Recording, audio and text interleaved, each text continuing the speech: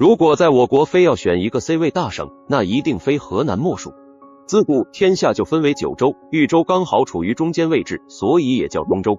而现在的河南大部分区域都属于豫州，所以河南世居天下之中，简称豫也因此而来。另外，我国有8大古都，其中一半都在河南，4座城市串联起河南古今4000年的变迁，可以说河南简直就是帝都的摇篮。我们再从地理角度来看，河南省平原盆地约占 55%， 山地丘陵约占 45%， 北枕太行山、王屋山，西有秦岭余脉伏牛山，南有大别山，3大山区串联起来刚好组成 C。如果说这是一种巧合，那么深入全国人民心中的河南话，中不中？则是完美诠释了中文化在河南根深蒂固。所以无论从历史、地理还是方言角度，河南当之无愧是天下之中，中国 C 位。我们继续了解河南省。从地理角度来看，河南地貌可划分为大区域，分别为黄淮海平原、豫北山地、豫西山地、南阳盆地以及豫南山地。在5大区域中，主要分布有4大水系，分别为海河、黄河、淮河以及长江水系，所以河南省的地理格局可以概括为3山环绕、4水东流。在4大水系的滋养下，又孕育出了3大文化，分别为楚汉文化、江淮文化和黄河文化。在3大文化中，相信信阳的朋友最有发言权，他们的方言以及饮食习惯和河南大多地方都有着明显的差异，反而和湖北同出一辙，简直就是河南省的小湖北。当然最为著名的还是黄河文明，这里孕育了我国8大古都中的4个，13朝古都洛阳，8朝古都开封，7朝古都安阳以及商都郑州，这里简直就是帝都朋友圈。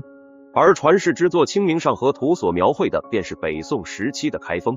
如果你想梦回东京，感受北宋时期的魅力，那你可以参观位于开封市的清明上河园，这是以《清明上河图》为蓝本而建造的宋代历史文化主题公园，也是我国的5A 级风景区。如果你想重回商朝，那你可以参观南阳的殷墟，这里已经发现商代晚期大型建筑基址80余座。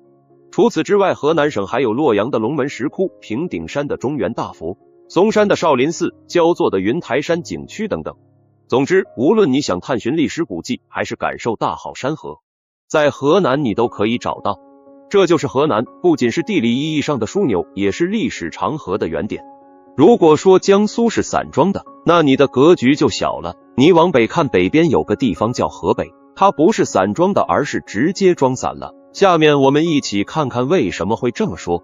如果说江苏是被安徽打了一拳，那河北则是被摘了双肾。从地图中就可以清楚地看到，在河北的中间硬生生地被掏空了，有2块本应该属于河北的地，却被分成了北京和天津。在北京和天津中间居然还有一块河北的飞地，四周和河北都不沾边，有人知道是哪里吗？评论区可以告诉大家。既然是装散了，肯定不止一个因素。我们都知道河北的省会是石家庄，处在西南角的位置，这个和江苏的南京比较相似，但是南哥整体上还是很厉害的。虽然苏南兄弟不跟他玩，但是他有安徽的小马、小厨和小吴，再带上本省的几个小弟一起，就搞了一个都市圈，直接就成了3省省会。而石家庄就尴尬了，虽然国际庄的名声在外，但下面的兄弟是真不服他。比如最南边的邯郸，那可是之前赵国的都城，拥有3000年的历史，是一座名副其实的古都，国际庄在他面前也就是个弟弟。还有邢台，打小就是和邯郸一起玩，毕竟2市的市中心距离还不到60公里，2市公交更是10分钟一趟。再看看邢台和石家庄的距离，足足有150公里。我们把目光再往北边看看保定，那就更不用说了，以前可是直隶总督，在不计以前也是河北的老省会，而且雄安新区就在保定，现在他会服石家庄吗？显然不会。张家口也不用说，也是和北京玩。2022年的北京冬奥会，张家口就是主场之一。那东北方向的承德、唐山和秦皇岛又怎么说呢？承德在清朝可以说承载了1/3的政治中心的功能，毕竟承德的避暑山庄可是皇家园林，所以承德和北京也是一衣带水。秦皇岛则是离石家庄最远的城市，对国际庄同样没有什么印象。至于唐山那就更厉害了，在经济上一直是河北的老大，而且还是一座海滨城市，可以说是既有地位也有钱。国际庄在他面前多多少少有些逊色。廊坊则是已经和北京、天津几乎融为一体了，和国际庄之间的暧昧自然也就越来越少。至于衡水，也许是石家庄唯一能拉拢的小弟，但未来的雄安新区也让衡水蠢蠢欲动，毕竟30分钟就到达雄安，50分钟进北京。